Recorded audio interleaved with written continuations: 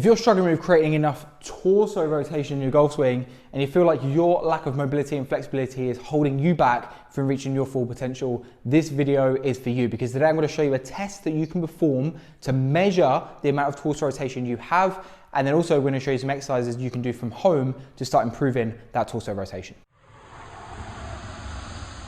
Welcome back to Macro Golf YouTube, and today we're talking about torso rotation and the ability to get sufficient amounts of turn through your torso and the mobility and flexibility that you might be lacking that's affecting that in your golf swing. If you're new here, then welcome. It'd be amazing for me if you click the subscribe button. We're releasing videos here every week on helping you improve your body to play your best golf. If you're returning, welcome back. Always means a lot to me if you can share this video with anyone that you think would benefit from what we're talking about today. So your ability to rotate your torso to the correct amount that's going to match your golf swing, it's going to determine a lot on the fact of your mobility, flexibility, and motor control.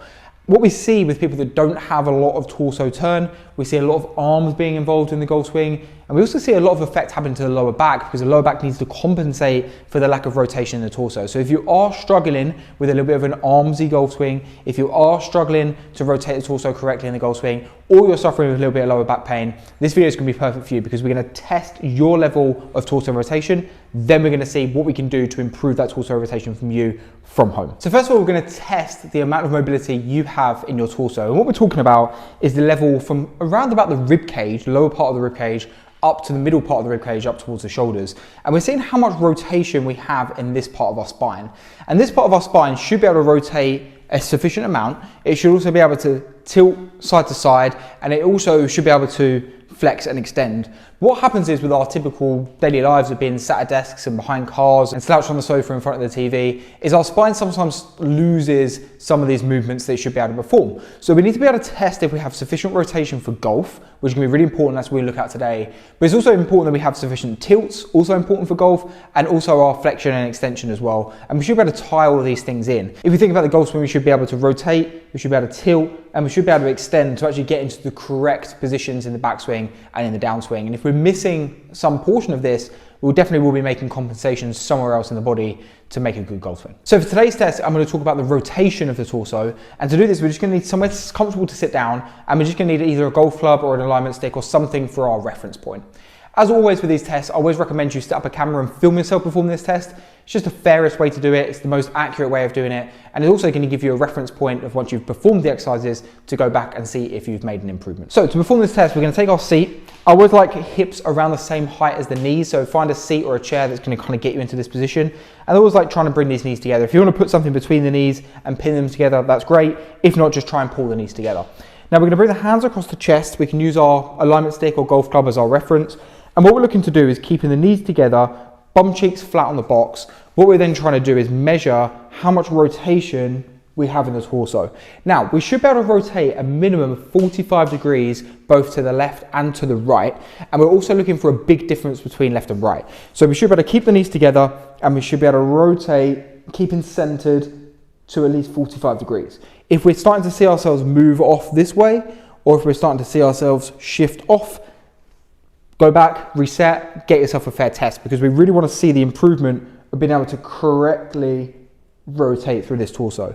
We're also going to rotate to the left, measure to the left, and we're trying to see if there's any variance from left to right, or if we're short of 45 degrees. If we are short of 45 degrees, we definitely are limited in our torso rotation, and we need to do some exercises to improve that. If you notice a big difference from left and right, that is also worth us working on and trying to get as close as we can to symmetrical. So now we're aware of any restrictions we have or any asymmetries that we have from left to right, it's time to actually get into work and actually improve in these areas. And I want to show you 3 exercises today that you can do from home that are going to help improve your rotation through the torso.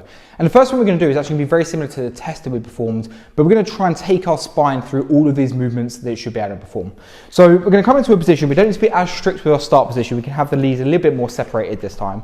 And we can either have the hands across the shoulders, or we can put our hands up by our shoulders this way.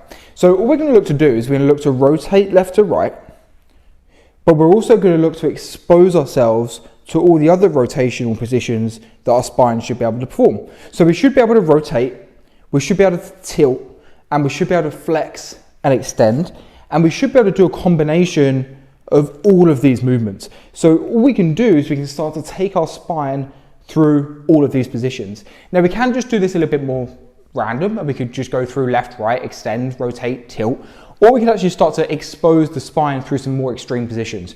So the best one I like to give is when we work on a rotation and then we like to tilt back to center, rotate a little bit further, tilt back to center, rotate a little bit further. And you'll see each time that I do this, I create a little bit more space and I'm able to just rotate a little bit more. What I can then do when I run out of room is I can just do a little bit of flex and extend and then rotate to the middle and perform on the other side. I'm tilting down away, rotating, down and away and rotating. And although it looks quite crazy the amount of extra rotation we can get, what we're actually doing is we're creating space in the rib cage and allowing our body to actually access all the range that it has. So what I like to do is a couple of sets on each side, rotate, tilt back, rotate a little bit further, add some flexion and extension, and hopefully when you walk away from that, you feel like your spine's gonna be exposed to all the movements that it should be able to be performed. The second exercise we're gonna do is gonna work on the rotation with extension. It's actually a really important part of the goal swing. As we rotate, we also need to extend through the thoracic spine, as it is gonna allow us to get into this nice, tall, upright backswing position. So what we're gonna do is we're gonna come onto all fours, and we're gonna place one hand onto the ear. And what we're looking to do is tuck this hand under, so we're trying to rotate under and flex, and then we're gonna rotate open and extend up. What I'm trying to do here also, I'm trying to keep the hips nice and square. I'm trying not to open too much from this hip, trying to keep both hips down, and the movement here shouldn't actually be that big. We should be able to just rotate this elbow down and up. Really trying to rotate from the torso as I turn. I can perform kind of 12 to 20 on each side.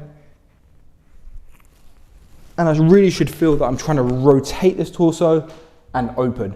Really trying to keep the hips nice and square, chest turns, open and extend. If we feel like we can extend really, really far, we're probably starting to use the hip and use the shoulder a little bit. So this movement should be quite a small movement, should all be coming from this middle part of the torso. We should be able to rotate and extend as we stay in this position on all fours. Great one for you to do in front of the TV at home, no equipment needed. Just jump down, perform a couple of sets on each side. For our last exercise, we're going to use the foam roller, and similar to what we did with the first exercise, we're going to expose our spine to all the movements it should be able to perform, but now we're going to do it with an added external force of the foam roller. So we're going to place the roller down onto the ground. We're going to then come and lay ourselves down onto the roller, and we can work from this whole section of the bottom part of the rib cage all the way up to the top part of the rib cage. So you can start wherever you want. I'm kind of starting towards the middle part here. I can place my hands across my shoulders, and I'm looking to be able to extend and contract over the roller. So I'm working on my flexion and extension. I should also be able to tilt from left to right. And I should also be able to scrub side to side and get a little bit of turn and rotate here as well. And all I can do is just start to work through all of these positions on this roller. And I'm trying to expose myself not only to each movement, but also to some combinations of movements as well. So I'm trying to just expose myself to flexion and extension, tilt, rotate, and scrub. And I'm trying to keep an eye on my breathing as I do this. And I'm trying to just let myself expose the spine to all the movements it should be able to perform. Again, I can perform around 90 seconds to 2 minutes on here, working from this lower part of the spine all the way up to the upper part. Should be providing a little bit of self-massage, and should be providing some mobilization to this middle part of the spine and exposing ourselves to all the range it should have access to. Remember, you can get access to full follow-along videos for all 3 of these exercises that I've just shown you today, plus hundreds and hundreds more by accessing the Macro Golf app. Your link to a discount for Macro Golf app is below, but you can actually download the app for free and get access to a variety of free exercises as well. What we're looking at today is we're looking at our rotation through our torso. We've learned how to measure the amount of rotation we have through our torso. And then we've seen 3 exercises that we can perform at home to help improve the mobility through our torso and gain a bit more of a flexible, more mobile, fluid backswing position with the torso. If you enjoyed this video, it means a lot for me if you can click the like button. It means even more to me if you can share this video with someone you think would benefit from gaining more torso rotation. As always, you can click subscribe and click the notification bell, and you'll be notified as these videos get released on a weekly basis. Thank you for watching today, and I look forward to seeing you on the next video.